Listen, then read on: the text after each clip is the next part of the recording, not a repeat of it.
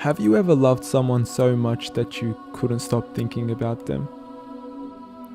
Not a romantic kind of love, but a special kind of love, based on adoration and awe. A love that would bring you to tears. I guess Michael Jackson's fans would understand. I mean, whenever he'd get up on stage and start singing like a bird, tears would flow. A whole sea of them. People would faint too. And if they had the chance to embrace him, they'd probably never want to let go. Football fans would understand this too. If they had the chance to meet their favourite player, they'd never let go either. It would mean the world to them just to touch them, hug them, or kiss them. It's a strange kind of love that would make you do some strange things. Like try to take their shoes off of them, or get their name printed on your back, or even start cutting your hair like them. But from all these examples, there's still something missing. Like, would the subject they cry for them too? Most probably not. And if you'd ask their fans, they'd probably agree too.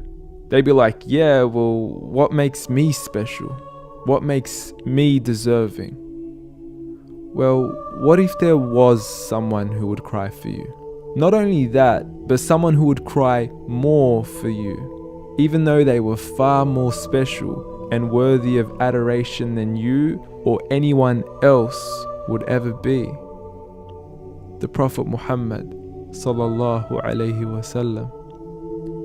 A man who would literally stand up into the night until his skin would crack, just praying that we would be able to be with him when we pass away. A man who would cry at the thought of having followers who would believe in him without seeing him. He called them his brothers. A man who said that every prophet was granted a guaranteed dua, and he saved his for us. A man who the companions would fight for his clothing, just at the thought of being able to be buried in it. A man who the companions would fight over the droplets of water that would fall from his skin.